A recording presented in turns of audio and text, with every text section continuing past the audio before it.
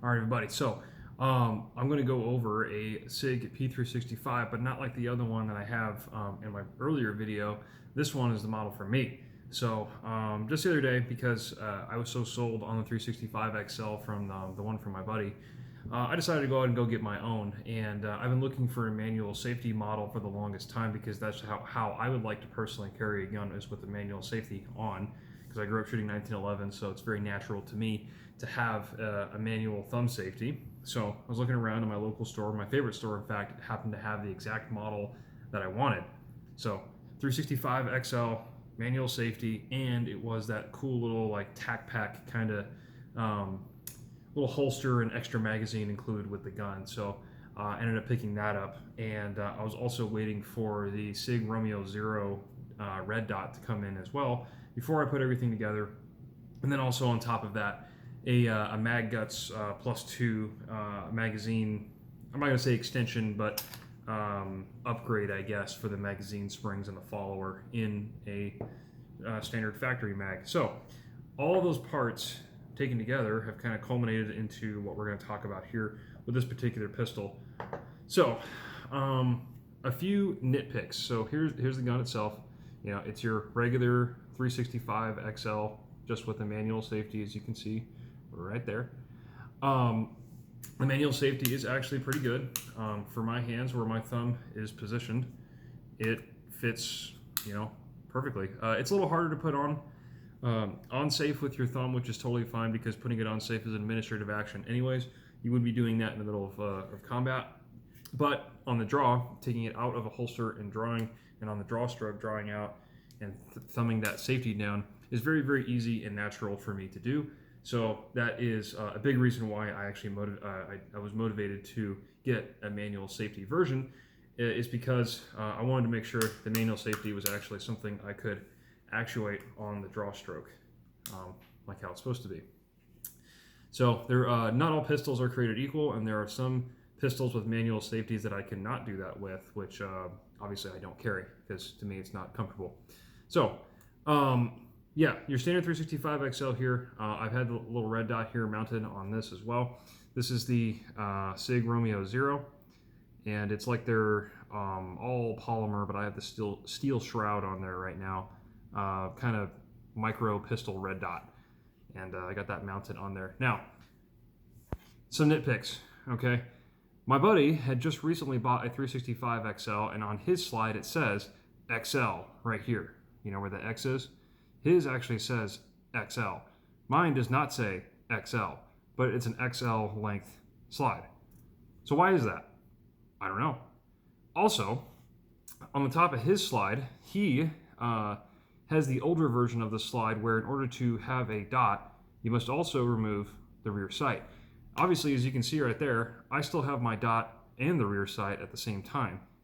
So why is that? I don't know. I think, and this is totally in line with what SIG USA does, and it bothers me, is they decided to go with this style because the SIG 365 380s have the rear sight and the red dot mounting capability. So they figured, oh, okay, well now we'll just make a Gen 2 version of these 365 9mm slides and just make it so you can have both. And now it's like a undocumented kind of Gen 2 thing. So now if you want both your rear sight and the red dot, well, now you got to buy a whole other gun or a whole other slide or something like that. I don't know. Whatever it is, there's no documentation of it. There's no mention of that change. There is no change in the manufacturer's SKU, model numbers, manufacturer numbers, whatever. There's no difference at all. You cannot go to SIG's website right now and find this exact model that has the rear sight and the red dot capable slides. You can't find it anywhere. So when I saw that in the shop, I was like, that I'm pretty sure it's a Gen 2. I'm pretty sure that's what the modern production 365s going forward, the Gen 2, are going to be. Is going to be this setup. But it's still kind of scummy, and I hate that SIG does this. SIG USA specifically does this. They just make changes like this, generational changes. They don't tell anybody. They don't document it anywhere. They just kind of leave the customer to find out and figure it out. And they're all like, oh, It's the Gen 2. It's the upgraded one. We'll be glad to sell you another one. Yeah. Okay. Cool. Not cool. So, I mean, obviously, the superior option is, of course, always being able to have your rear sight and the dot at the same time on your slide. Why would you want anything else? I never understood why SIG did that in the first place. That whole trend on, you see it on their other pistols too, like the 320s, where you have to remove the rear sight in order to put a dot on. I mean, heck, even the M17s and M18s are like that. It's stupid. Absolutely stupid. There's no need for it. They've had the capability and the technology for it for years. If you look at some of the P320 RX models, the very, very, very early versions of the RX, they have capability to mount a dot and keep a rear sight. And then they just got rid of it for a little while, and then they made it not standard at all for any of their 320s. And then they just didn't incorporate it into the M17s or M18s when they absolutely could have. So I'm sitting here and I'm just wondering why. What is the point of that? Are they saving money? Are they saving manufacturing time? Is it more simple to make that way? I don't know. I really don't. So whatever the reason is for it, SIG USA continues to remain extremely inconsistent with their generational updates and documentation, which is endlessly frustrating for an end user like me. But and then also, I still don't understand why there's no XL on my slide when this is clearly an XL slide. I don't understand. Does it bother me really? No, but going forward in the future, right, when these guns are 60, 70, 80, 100 years old, right, and there's going to be no documentation at all, you're going to have a lot of like collectors at that time, right, are going to look at these things and they're going to say, well, why is this so inconsistent? Why is this one like that and that one's like this? And maybe this one's a fake or that one's this, and it's not a good system. I really don't like what SIG does, really. At least they haven't gone out of their way to make these grip modules like totally stupid and bass backwards, just like the 250 and early 320s are, where there was like 3 or 4 generations of grip modules and only certain type of magazines that work with certain type of grip frames and so on and so forth. It's just, ugh, terrible. But besides all that, this is actually a good shooting pistol. You can watch my other review on the 365XL and how these things actually shoot. This one shoots pretty much exactly the same as my friends do, which is to say quite well actually for its size. Of course, he didn't have the dot on his, so this is also like a miniature review a little bit of this sight itself, and I'm happy to say it went on this gun perfectly, obviously because it was made for it, right? No problems installing it whatsoever. It even has that little steel shroud, and you can tell right there there's a little shroud on top of it. That is steel. So even though the whole polymer body of the sight itself is polymer, and the viewing window itself is also polymer, it still has the option to mount the steel shroud. Now, if you don't want the steel shroud, you can obviously, of course, mount that without it. So the option is really up to you. As far as the sight itself, it's okay. It worked when I went out and shot it. I didn't have any problems with it at all. It does get dirty very quickly on the lens. It smudges very, very easily. Like, I just put this in my pistol rag or rug or whatever, and I brought it out to the range. It's already like full of lint and dust and smudges and everything, which, it came right off. But, if you're going to be carrying this inside of your waistband pretty much all day, every day, that front lens, the whole lens is just going to get really, really dirty and nasty and awful. So just keep that in mind. The dot clarity itself, so this is the 6 MOA version. I don't know if you can see the dot in the window there. This is the 6 MOA version, which I opted for because I wanted the bigger dot to go with a carry gun.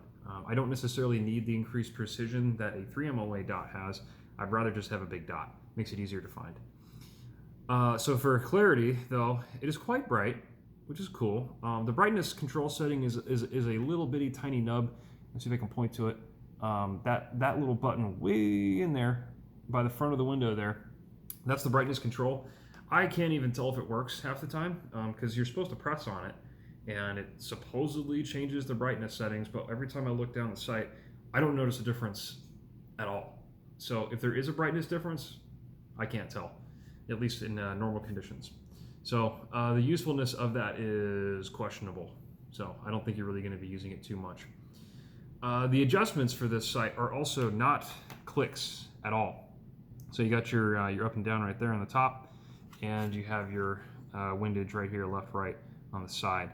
And that takes a really tiny Allen wrench. But there are no clicks on the adjustment. So when I went to go zero this at the range, I had basically just had to feel how much I was turning it to get it right on target, which I did eventually, but no clicks is not ideal. It's a lot of guesswork. What else to say about it? I do like the fact that I can keep it on the gun with the with the rear sight, of course, because not every model can do that. But I'm still not kind of sold on red dots on carry guns. I'd still just rather just have my irons. So this was more of a test just to see how it performed, which it performed just fine. It's not the best red dot I've used, even on a pistol dot. It's not the best one I've used. You can see, I mean, you saw earlier too. You see that all the reflection on the sides and the bottom there. It makes kind of like a, I don't know. You can see the little right there, and right there. So that is a ton of reflection coming back from the dot itself, and this is definitely one of the worst dots I've seen that does that. So it's a little distracting when you're trying to look at it, but it's not something that's going to make you miss your shot, or you're going to shoot the wrong thing because you're looking at the reflection instead of the dot. You're not going to do that because the dot's very, very clear, and the reflections tend to be these fuzzy bars that appear around the reticle. So obviously it's going to look a little bit different to other people's eyes, but to my eyes, that's how I see it. There's a lot of reflection on this on the panel there, which I don't like. It kind of speaks a little bit to the quality and the price point of this optic. I mean, I paid what, $150 for this total shipped on Amazon, and I know you can get them cheaper than that because for a long time there was like some sale, I think like a year or two ago, that you could get these for like $100 or something like that. So you definitely pay for what you get for when it comes to these kinds of pistol dots, and this is definitely on the, I would say, the cheaper side. Does it work for this kind of thing? Yeah. Would I want to take it into, a deployment or like hard combat? No. But then again, I wouldn't take this pistol into hard combat anyways. This would not be a substitute for a full-size combat sidearm by any means. No way. Not even close. But if you want the option, it is there, and it's okay. It's okay. What else? So this package altogether, I have to admit, it actually looks pretty neat.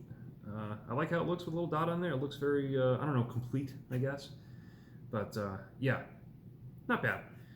Now, let's talk about the Mag Guts magazine extension here, or springs, or upgrade, wherever you want to call it. So you can see there I got the little red follower in there, and then the base plate is ever so slightly different from the SIG factory base plate right there. So tell the difference right there.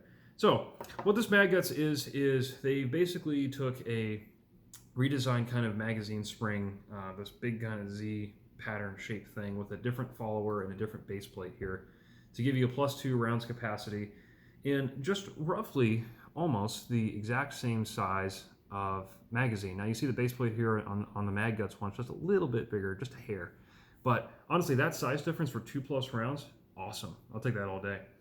But I have my concerns because usually these kinds of magazine extensions, some of them can definitely be snake oil, and they don't really work all that well. So I went through and I tested 2 loads mainly with fully loaded, so 14 plus 1 of regular just ball ammo, 124 grain FMJs, worked 100%. And then I also loaded it up 14 rounds plus 1 with hollow points, and that also fed 100% just fine. And then all the rest of the shooting for the day, and you can see that's the Mag Guts extension right there, and how that fits all together. A nice clean package. The rest of the shooting I did for the day, I also fully loaded it +1, so 15 rounds total in a gun this size. Freaking awesome. No failures at all, no stoppages, nothing wrong with it at all. So that is to say, this Mag Guts +2 is just as reliable as the factory SIG magazines, which is, I think, pretty freaking awesome. Now, am I going to go through and convert all my magazines to Mag Guts? Probably not. There's still a little part of me in the back of my head that says that these kinds of upgrades are still kind of snake oil, even though I've put a whole bunch of rounds through it already and I've proved its reliability enough. to use this magazine in the gun as a carry mag. I still have to get over that kind of mental block of trusting aftermarket things like that. So we'll see how this holds up the more rounds I put through it. But for right now, this is definitely a freaking awesome little package here where I can get 15 rounds total in a gun this size. That's pretty awesome. Despite me and my misgivings of SIG USA, I still believe that the 365 and the 365XL are the best in class for the micro compact 9mm. I still haven't seen any guns that come even close to how good these shoot, how accurate they are, how good the triggers are, how reliable they are, the aftermarket, and also the fact that this is a serialized module so I can replace the grip frame anytime I want. Also feeds into the aftermarket. The fact that this one has a freaking manual safety, which is I know is complete blasphemy for the modern accepted way to carry guns. You're not supposed to have manual safety on anything. I know. I'm a relic, I'm a dinosaur, but that's just how I was taught to shoot, and that is how I will continue to shoot, regardless of what the modern accepted trend is. So, but yeah, all those things put together, I really do like my 365XL, especially now that I can have the red dot with the rear sight on it, despite the fact that, SIG never told anybody they were going to do that, and my slide doesn't say XL, even though it should. Naughty. Despite all that, okay, this gun has been 100% reliable. I've put almost 300 rounds through it. Hollow points, FMJs, all different kinds, shapes, sizes. It works just fine. And now with the Mag Guts +2, like I said, 14 +1 in this size, awesome. I mean, heck, even the 12 +1 was plenty enough, but getting another +2, nice. So yeah, probably gonna take the red dot off here, because like I said, I prefer to carry with irons. Though I will say the girlfriend definitely did like this with the dot on it. She was shooting very, very well with it, both hands actually. She was practicing with both the right hand and the left hand, because you should do that always. Learn how to shoot your guns with both hands, just in case you need to. Now, I mean, she was getting hole-in-hole accuracy at 10 yards, no problem with the red dot. Yeah, and she shot pretty good with the irons too, but she likes the red dot a lot more. But that's a topic for another day. Red dots versus irons on pistols. So, I'm still overall, like I said, very satisfied with how this gun has turned out. I will continue to carry this and with confidence, and I just like it. At some point, I will replace this dinky flat trigger though with the conventional SIG 365 curved trigger, because I don't like flat triggers. I think they're a gimmick. They're not necessary. You don't need them, and I don't think it really makes the gun look any cooler. So I'll definitely be replacing this trigger shoe with the curved one, because it's the better option and it shoots better for me. But even with that, even with the flat trigger, I still shot this very well. So how it shot and everything accuracy wise is exactly the same as my friend's 365XL that you can see in the other video. So plenty accurate, plenty reliable, smooth. You can pretty much shoot this all day. Doesn't beat your hand up. It's just fine. So yeah, it's a good gun. I like it. And yeah, once I get that curved trigger in, we'll talk a little bit more about that later on why that matters. And then also cover the red dot versus irons. Anyway, that'll bring that to you guys because, like I said, there's no documentation at all of this new slide design model, whatever you want to call it, for the 365XLs or anything like that. No documentation. Bad on SIG for doing that, but still, at least they make a pretty decent gun. So anyway, that's all I got to say about that, and we'll see you next time.